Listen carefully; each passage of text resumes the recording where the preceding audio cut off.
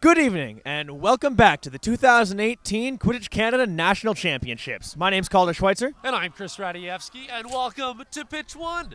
We've got the University of Guelph Gryphons facing off Valhalla. No, I'm sure there's more to that, but I think it's Valhalla Quidditch. Yes, Valhalla Community Quidditch team out of Toronto. So both great match. You know, the last time I saw them on a national level was last year out in Victoria, and both these teams, this was quite the match. Quite the match, and I know there's quite a history between these two teams, and I know they've met a number of times this year, but I know Guelph really does come to play, particularly when it's the national championships. But I should not be the one talking about Guelph. You should be the one talking about Guelph. Tell us about Guelph, Calder. This is Valhalla is definitely kind of a rivalry for us. It started I don't know, a million years ago before I was playing, when Valhalla beat out Guelph for a spot to go to World Cup back before Quidditch Canada was a thing, back when it was still with USQ and they had to travel down to the States. And since then, it's been a largely friendly rivalry, but definitely has been growing over the years. And this year, it seems like every tournament we play each other, and every time it's an equally matched game and equally close. So honestly, I'm really looking, because when these two play, it's always good Quidditch. I gotta ask you, Calder. We gotta check the time for a second. Oh, it's 4:38. Right, that's when the 80-kilometer-hour winds are supposed to start, and it's supposed to rain. Yeah, I'm feeling a couple of raindrops myself, to be honest. And okay, well, this is gonna make for a tough game. I mean, conditions have been trouble all day, and so particularly in a tough matchup between two teams like these, I am anticipating that this is really gonna make it a little more physical, a little more drive, because those passes are not gonna fly. To be honest, if you ask me, that's the best kind of Quidditch, the physical driving Quidditch. I love to watch that, so I'm excited for this. Guelph off at the start, avoids the bludger, throws it up, but easy beat, quick there. I'm surprised that ball just kind of hesitated there for a moment. That you can tell the wind is in action. We've got Michael Howard on the far side. He's our Team Canada 2018 head coach. He's a quick one, that is, and he's going to bring up the ball on the right, waiting for beaters to move. Playing with Custers and Lyndon Evers, both formerly of Queen University, before heading to Valhalla. These three just moving the ball, but you can tell the wind is still a factor, not the cleanest catches. This is that typical structured Valhalla offense that you see. They run plays and they stick to them. As we see, it's working out for them as Valhalla puts up the first 10 points of the game. Yeah, and that was Michael Howard with the quick shovel into the hoops. Great spacing, as you were mentioning, Calder, and really easy goal for Michael there. Here comes the answer from Guelph as keeper Brian Melchior is coming up, cradling the ball, taking his time looking for an option. We see a sneaky Nicole Berdusco going behind the hoops. Potentially a pass option, although I'm not sure how a pass is going to go. As we see a break made by Brian. Oh, it's going to be stopped, intercepted, but it's going to be picked up, and that is going to be a turnover in favor of Valhalla. I got to ask, what are these bases rating? Are there these bases on the 10 rated for 80-kilometer-hour winds? And furthermore, how are the bases on the field? We've been seeing hoops going all over all day, and that's not just from physical contact. I think this is going to pick up, just so audience, just because you can kind of see the wind. It is going to be a little factor, so watch as these teams try to drive. Oh.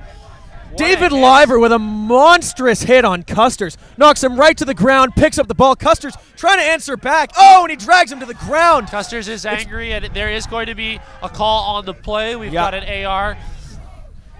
Guelph currently looking like they're playing advantage. Currently the possession number 22, Brian Melchior, looking for the hoop. He's going to find it. That's 10 points up for Guelph and a call on the play. Yes. So we're going to get to see what the AR gives to the head ref. We've got AR Kyle Ross of Queen's University. What a great institution, our scorekeeper tells me. I wonder why. You know, as we ride out this stoppage, I made a promise to somebody. I may have unjustly chirped someone on the live stream earlier today. So to my good friend Matt McVeigh, thank you for making those tackles for me, and I'm sorry I insulted your ability to count to 2. You're a good friend, Matt. It's okay. Beaters don't score, so it's not like a prerequisite or anything. That's true. That's fair. That's fair. So goal is going to count. Okay. Okay, we've got Valhalla advancing with the ball. I'm just going to double check. Was there any card on that play? Sorry. Okay. See the ball in the hand of Lyndon Evers. Going to take a shot. Going to go just north of the hoops. Yeah, exactly. That wind, a little bit of a factor. Look at me. It's recovered by a chaser. Bounced off the hands. Picked up by number 222, Riley Dwyer. So Guelph has the ball, and I can confirm Andrew Custers did pick up a yellow card as related to that last play, but the goal negated any time spent. Dwyer now going for a run. No beaters in front of him, so he's just looking for the hoop. He's going to find it. That's going to be another 10 points over Guelph as they take the lead. Good job, Andrew Custers, with that physical stop, but it's really hard because at that point, you know, if it's a one-on-one situation, it always goes towards the ball carrier. It's honestly like a penalty shot in soccer. Those watching who aren't just as familiar with Quidditch, literally, you know, the emphasis is on the ball carrier or on the kicker. Like if the keeper stops it, it's miraculous. So great effort by Andrew Custers out there. We've got a Tana Crow who's going to come on as a sub. The beaters have made some action and some space. He drives, and it's barred down. Barred down on the medium hoop for a Tana Crow, and he's immediately going to jump up and play point as Denver Staines makes the drive. Denver Staines makes a pass, centering pass. Oh, it's going to get picked up by a Valhalla chaser. Got to look for a run, think better of it, pass it off to the keeper. That Valhalla chaser is Michael Beta. What speed and what hands! Another former Queens University guy. Is this what happens? Like people graduate from Queens and move to Toronto? We're a feeder system. See a Tana Crow now moving up, looking to maybe take a shot. He's going to opt for a pass. Number 88 is going to duck around. Oh, going to find the hoop. That's 10 points up as Valhalla takes the lead. That's a finish by Michael Beta, and good credit to John Gola, who keeper last year but beater this year, who is really clearing the lane for that drive, partnering with Aaron McCready, both of them causing a lot of fuss, where they weren't able to maintain Bludger superiority, but it's goals that matter in this game, not holding on to two of the Bludgers. Guelph now moving it up. Quaffle in the hands of Denver Staines. Going to see an outlet. He's going to take a run. Devin Duck going to try and stop. Oh, but it's going to be a Tana Crow that stops the shot.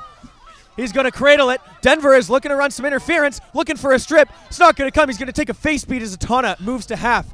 More aggressive point chasing by Guelph as we see Brooke Walker coming up. Oh, but it's going to be a quick pass out to 88 and then to Devin Dutt. Oh, and brought to the ground. Some intense beater play going on here. We've got a number of hands on the play, and the ball is going to stop. So we're going to try to break that down. If you were watching the beater play, there was a little bit of some contact. Hard to know who was first, but it definitely carried on. It's not sort of what we want to see on the pitch. We want to try to keep this as clean as possible. It is a rough game, absolutely. But, you know, with two teams that have such a history as Guelph and Valhalla, it's not surprising to see some tempers flaring. But that's because they really care. You know, it's a hard match, and they're going to lay it out all on the field. These are important games. So we've got the refs who are going to negotiate this and figure out what exactly was happening. Yellow card is going to go to number 89, Piotr from Valhalla. Call there being contact above the neck in the tackle. Yeah. Beater penalties can be truly devastating for a team because the inability to hold blood superiority can you come stand over here, please? Thank you. Just speaking of Piotr, who's standing in the bench, but also Aaron McCready, and then also the Guelph beaters, and I know you're a little more familiar with them, Calder. I got to say, I'm very impressed by both teams. Very physical, very good hits. I mean, it sucks when the arm slips or, you know, you end up with the wrong tackle and extra physicality, but what they're bringing out there to create lanes for the chaser game is phenomenal. And I think to that point, I think this is some of the most aggressive beater play I've seen in Quidditch in a while. Speaking to all the teams, but to Guelph especially, I've seen a lot of big hits come out of some of our beaters, especially out of Matt McVeigh, who is Matt McVeigh and Zach McDonald, who are both looking to make hits. Zach is on the field right now, actually, looking to make a beat on number 88, who is currently at half. Oh, and he's going to pass off to Ton. It's going to be intercepted by Brooke Walker, who's going to do the smart thing, reset it, give it to the keeper. Wind definitely a factor in those passes. Guelph is going to slow it down. Guelph now going to take a line change as Denver Staines comes off the field. Ball is in the hand of Bradley Connolly, the Guelph chaser captain. And we've got Guelph beaters clearing the route, trying to take out chasers in any opposition. Guelph beaters playing very far up. It's a beautiful catch from one of the Valhalla beaters. But, wow. Bradley Connolly is just going to go south of the hoop, hitting the stock. He's looking to recover the bludger as a Tana Crow gets beat. Brad is going to take another go at it. It's him versus Devin Dutt as he goes. He's trying to find the hoop. He's going to. That's two quick goals by Guelph, and it really comes to jumping on the rebounds. And that is a quick lead for Guelph in this game, turning it around. Yeah, it's 40-30, isn't it? It is 40-30 right now. Apologies, I haven't been for updating the Guelph, scoreboard. and as a result, Valhalla is going to take a timeout. We are at 5:54 in the game, so there's lots of game to play. This is clearly an early timeout. Valhalla doesn't want to keep giving Guelph the momentum, and that was clearly quite the momentum shift from Guelph right there. And you can see it in the groups. You see you have Valhalla coming together, cool and collected. Atonic Crow giving them a speech. You see Guelph come together. Everybody's cheering. Everybody's having a good time. They're riding the high right now of their momentum. And potentially a very smart call to do the timeout now on behalf of Valhalla to kill that momentum, because Guelph is a momentum-based team. Absolutely, and it's, so we'll have to see how Vala comes out. So you made a really good point. I just want to remind our viewers out there and some of our listeners, excellent catch by Erin McCready. That was the Valhalla beater that you pointed out there, and was able to reemploy that bludger that she caught on that very good Guelph drive. However, still, it was enough of a lane, it was enough of a distraction to allow that chaser drive. And although that initial chaser shot hit the pole and fell down, credit to the Guelph chasers that were jumping on the rebounds. Yeah, and the beaters too for clearing out. The Valhalla chasers were trying to pick it up, trying to recover, and the Guelph beaters were on it long enough for Bradley Connolly to pick up possession again, go, and take on 3 chasers and score. Very good team play, honestly, from both teams coming out so far. And this is the typical Guelph Valhalla story. It's physical. It's right now, it's actually, I'd call this high scoring for a game between these two. Absolutely, actually. They're both very defensive teams. You know what I mean? And I've watched Valhalla earlier in this game, and to their credit, they've had some great defensive stops against some great offensive scoring teams. I play a lot against UBC out in the West, and they were very good with their defensive stops against UBC, capitalizing on the breakaways. A little more of a challenge when they have to set up against an already organized defense. As we see Atonic Crow making a quick pass to Devin Dodd, is going to put it through the hoop. Valhalla going to tie it up at 40. And that was created all by Piotr from Valhalla, who was able to really move in there quickly, create the 1.5 meter scenario. And what that means is they've got control of both bludgers. They're going to leave one back, and they're going to distract or tie up the other beater. And that created the lane for Atana to drive in as the defense collapsed on Atana. Devin Dutt was open for the quick pop into the small hoop. We see now Ryan Yee making a quick pass. Up to Bradley Connolly. Just missed. He's going to pick it up. He's looking for something. Going to make a pass out, centering pass. Going to reset it to Ryan Yee. Very smart play by Guelph there. I mean, he had a close opportunity, but you don't want to rush it if you don't have control. Ryan Yee making a pass. Unfortunately, the player was off Broom that was the intended receiver, and that is going to go back in the hands of Valhalla. So Guelph is able to maintain bludger superiority, but great work by the solo Valhalla beater that was able to clear up those passing options. Didn't give the keeper much to give that team much of an opportunity to, make advantage of that reset. We see now Corey Smithson coming up. He finds a lane. He's going to run into to Brad Connolly, but going to just kind of walk around him. Amazing block shot by Ryan Yee. Going to save it. Ryan Yee actually was recently named next year's head coach of Guelph Quidditch. Congratulations to him. He's very deserving of it. He's a very hard-working guy, and he keeps his head very well in the field, which is something that Guelph definitely needs. Credit for the very close opportunity by Yara, who was beaten in the process. Yara, formerly from Edmonton, Alberta. We've actually switched places. She's come into Ontario. She used to play with the Alberta Clippers before she started coming out and playing with Valhalla. We see Ryan Fox picking up the quaffle off a dropped ball. Going to pass it to Ryan Hughes. Going to do a quick handoff to Lisa Tubb. Just going to throw it just north of the hoops. Lisa's going to be a turnover. Lisa's always impressed me. I've seen her play a number of times, and she's very great on the field. That was that's a high-quality shot. But unfortunate aspect is in this weather, those shots are not going to respond the same way. I love to shoot in the same manner, but it just doesn't work in the same manner today. Yeah, and kudos to Lisa for moving across to Guelph Quidditch from Royal City for this tournament. Definitely showing up and definitely showing that she has earned a spot on this team and is meshing very well with the group so far. Excellent job by the Guelph beaters to maintain BS and still keep the chasers at bay. Corey Smithson's going to recycle it to the top. We've got some contact by Nina. Beautiful tackle, but Valhalla still moving the ball. And intercepted by the keeper from Guelph. Who's the keeper on Guelph there? It's Brian Melchior. Also been impressive today. Very good. I have never seen somebody who can block shots as effectively as Brian Melchior. I don't know if he's got go-go gadget arms that just extend wherever they need to be. It's phenomenal. It's very impressive. Yeah. Compared to last year, he's definitely trimmed down. We're getting some tips from in case you didn't hear that. No, we've got some great tips coming in from our scorekeeper here, just talking about how much Brian has improved over the course of last season, which is great to see. I mean, you know what? It's not enough to just sort of rest on your laurels in between seasons. And I'm going to give credit to this Valhalla team. They've always been a strong team. They were a strong team last year. But you know what? They've worked really hard over this season to change the nature of the game. And you've seen that in their dominant performances so far against other teams. Yeah. I'm always impressed with Guelph, though, for that matter, to really continue to raise the bar in these clutch matches. It seems like a bit of an arms race between the two teams. One improves, the other adapts, responds, and improves some more. The other team then does the same, and it's like an antagonistic co-evolution of the gameplay of the teams, and it's interesting to watch. We've got a call to play, yellow card to Guelph chaser number 14. It's gonna be Ryan Fox. It sounds like the call was contact from behind. So really close opportunity. Michael Howard going for the ball in the air, trying to finish, but it's slipping through his fingers, and that's related to the wind. It's also getting a little wet out there as well. So the ball is going to be a little more slippery. It's going to be really hard, and it's also cold. I'll be quite honest. Our first game this day, I had 2 great options passes earlier. I couldn't throw the ball. Couldn't release the ball. My pinky was literally pretty much frozen in place. Wow. It was not going to help. So. We see number 13 looking to find the hoops. She gains possession behind the Guelph hoops. She is going to be beat and is going to not be able to find them. As we see Brian Melchior now moving up. No beaters for him. This is exactly what Brian lives for.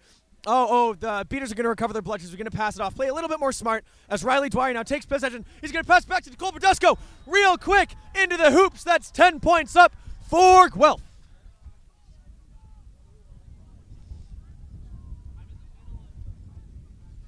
The wind is picking up as Valhalla approaches with the ball.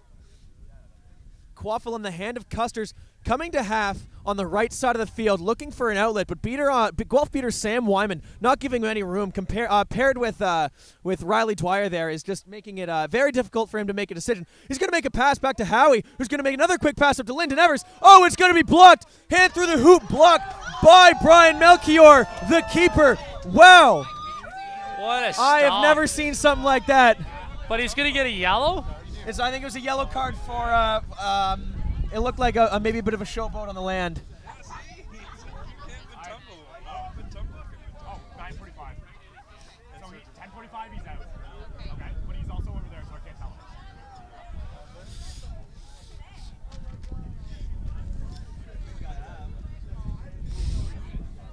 Yeah, those are the penalties you never want to take. No, you don't. And so this one cannot be negated by the goal because it occurred after the goal was scored. So he's still going to be serving that time. Or sorry, the goal. There was no goal scored because he blocked it, of course. Oh, so, yes, yeah, I wait, forgot what are we about talking that. about? So That's right, there's that's no right. negation at question here. My bad, sorry. Guelph now down 2, though. So if a goal is scored, I believe Ryan Fox is going to be first out of the box. Yes. And Brian is going to have to stay until another goal is scored or his time is up. Oh. He's back in the next 5 seconds anyways. That's true, yeah. So if he can get out there quick enough, then that means both of them will be back in. We're looking at still having some deliberation on this, however. Ryan, you're in 5, okay? Close game, 50-40. This game is alive and well. We are just under halfway before the Seekers are released and the Stitch is out there. We see Riley Dwyer taking up nice and slow, wearing that green headband, killing the penalty. Very smart move as Ryan Fox comes back, and he's going to go for a quick sub, putting on David Liver. As we see now some beater play as Riley is trying to make a decision. He's going to come wide around, almost running into an error. Dodges one beat, gets hit by another. As Lyndon he launches the ball, it's going to be in the hand of Lyndon Evers, number 10, running into resistance. Oh, but he's going to make a nice pass. To Andrew Custers with the dunk! Oh my goodness, what a finish. Perseverance. We find ourselves again tied up again. This is a very, very close game. And if I were to put money on it, I'd say this one's going to come down to a stitch catch. So we've got both full teams back on the pitch, of course, with the goal sending back out the penalty player. And Guelph is going to advance the ball. It is 5-5 at 11:37 and the rain is starting to come. It's always interesting when weather starts to happen mid-match. I always find the intensity changes, the nature of the game, and look, the ball slips out, and you can't pick it back up because it's just so wet. He couldn't block it twice, and Andrew Custers is going to take advantage. And all the way, putting it through.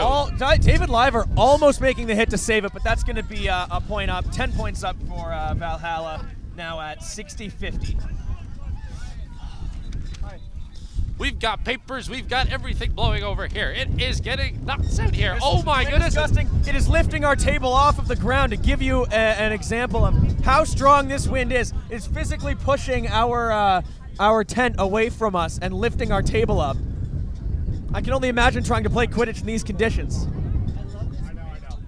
So we see Denver Staines now coming up, a look of iron on his face, just pure focus as he cuts to the right, not thinking very much of the defensive chaser. As he makes a shot pass, it's going to go shy of the hands of Brooke Walker, be recovered, and is in the hands of the Valhalla keeper. The beater protection is going to be key in this because that's going to prevent the driving scenarios. You just cannot shoot in this weather.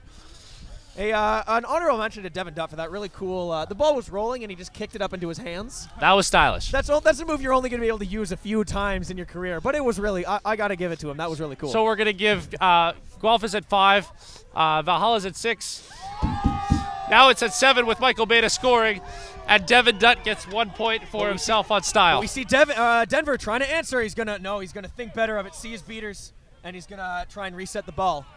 Jeremy now making a run. He sees the lane. He's going to take it. And it's good. Solid long shot. And honestly, that's the longest shot I think anybody would be willing to take in this weather. Absolutely. And what a response from Guelph, keeping it a 1 point game. I mean, that was very stylish by Valhalla, but equally stylish by Guelph to come back. And, you know, just as important, you really don't want the momentum shifting like our table in this wind. Tonic Crow now faking a handoff to 88. He's going to look. He's going to bust through one tackle. We see Tyrone Wagler looking to make a stop. It's not going to happen. As now Valhalla is just kind of tossing the quaffle up. Point Chaser's going to take a beat as Atana starts to claim a little bit of ground. Pointing around, you can see him calling plays. This is the structured Valhalla offense as he runs into Ryan Yee, looking to make a tackle, looking to do something. Oh, and the pass is going to go just north of the hands of Katie Brown and out of bounds. That looks like it's going to be a turnover in favor of Guelph. Yeah, it has to be there. So Katie Brown is going to reset to inside her half. Oh my goodness. What wind is this?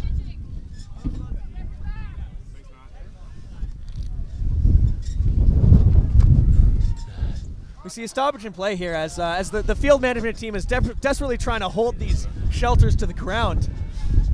I was not told that I would be commentating and holding a tent at the same time. This is quite the effort.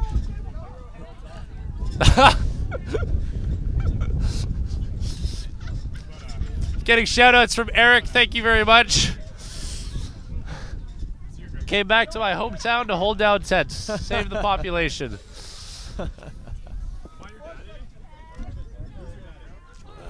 Head ref Kyle Ross looking like he wants to make a call. I think they're trying to decide who should have possession of the bloodshed right now. Zach McDonald making his case. Yeah, so I think what happened, if I recall seeing the motion, is that there was a little bit of a concern of the ball getting caught up after his beat and getting pulled a little bit with him. To me, it looked a little incidental, but it's hard to see from my angle over here. They are going to give him a yellow card, it looks like.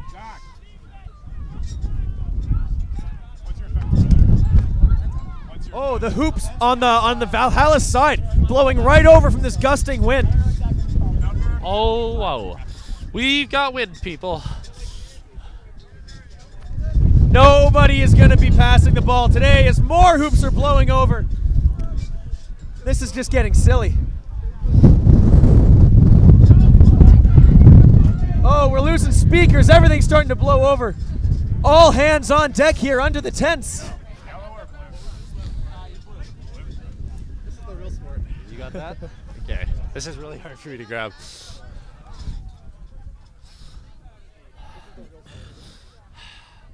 Thank you to Wyatt from UBC, who's holding down on top of me, making sure this tent and me don't go flying. I don't weigh that much, and I may go away before the tent does. Kudos even to Zach McDonald, currently in the penalty box, helping the cause to keep these things from flying away. Yeah. If you get a penalty, if you get a penalty in Quidditch, you actually have to do a lot of work. You know what I gotta say? I want to know where this iPhone stand came from, because there's currently an iPhone on a stand sitting in front of us that has not moved in this wind. It is the only thing that hasn't shifted. And play has resumed despite the wind. This is going to get a little reckless. If anybody tries passing this ball, I would be surprised. We've got a quick beat on Michael Beta. Devin Dutt's going to step up. He's beat as well. But Aaron is going to toss. Oh, it's going to be and high. it just floats in. And Michael Beta is going to take this all the way, it looks like. Number 88 spinning out of a tackle. Oh, it's just south of the hoop. It's going to get picked up by Jeremy. That's literally the win for you. Yeah, that is the win.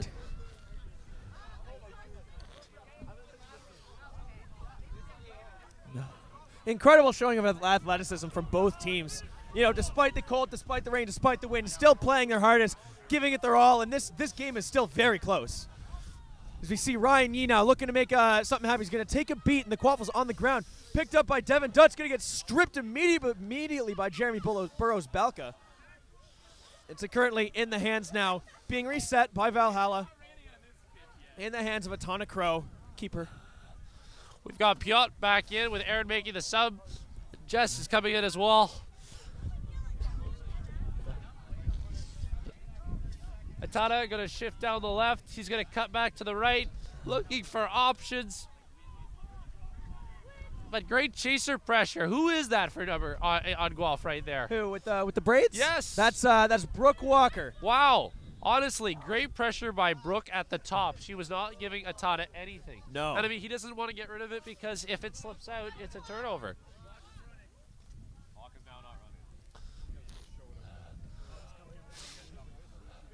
As the wind picks up, as the rain starts to come down, we see more and more tumbles being taken, tackles. This is the problem. This is where tackles might start to get a little bit sloppy as form starts to go to the wayside in the cold.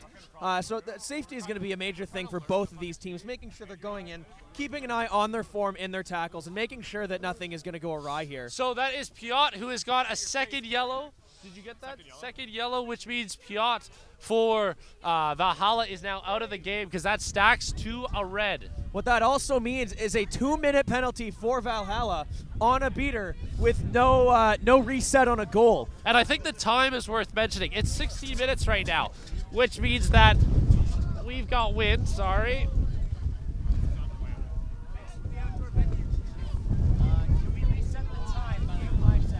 The wind picks up. It is literally raining sideways here. This is the sport. This is Quidditch. They really didn't think about this. They should have given us walls as well. That's a good idea, yeah.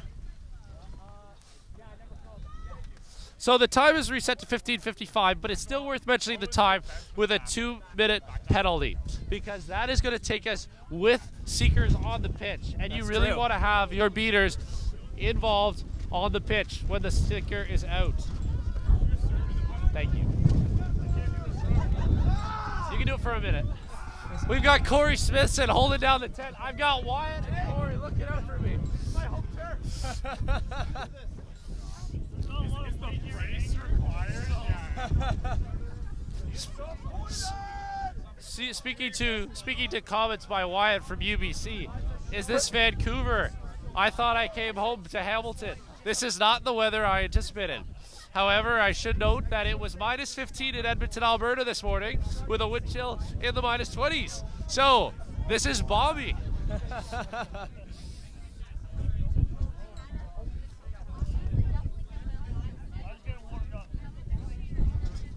Looks like there's a little deliberation between speaking captains and tournament director right now. You got to wonder if they're discussing the weather and whether or not it's worth it postponing this game to tomorrow. So, I'm trying to look at other pitches. It looks like the pitch behind us is clear. The game must be done. I get crushed doing this, man. Swear to God. This is, I think all focus has been lost on the game as we're just trying to keep our tents down. We're trying to keep our equipment from blowing down the pitch. Those 80-kilometer wind gusts are really starting to hit us now.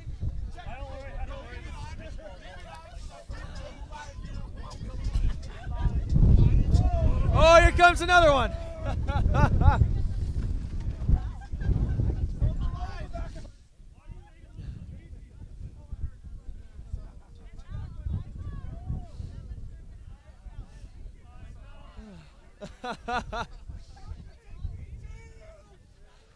I think at this point in time, we're going to take a quick break just to make sure that none of our stuff blows away, and we're going to see what the ruling is on the field here and see how we're going to proceed. So for now, I'm going to say goodbye, and we'll be back when we have an idea of what's going on.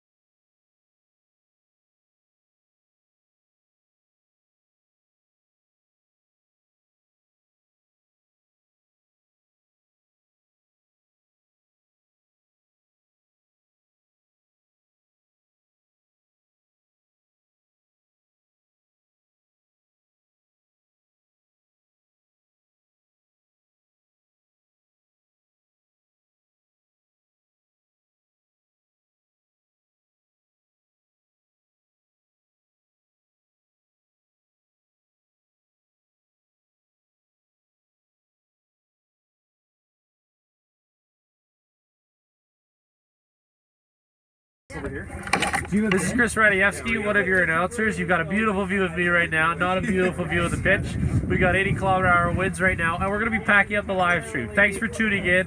We will keep you updated. Go to QuidditchCanada.com for further updates, or follow the Twitter so you can find out what's going on and how we're going to reschedule games as it relates to the weather. Thank you very much. Have a great night. 7:15 a.m. tomorrow morning. We're back live. 7:15 a.m. We'll be back live for sure tomorrow morning on day 2. Thanks very much. This is Quidditch Canada National Championships 2018.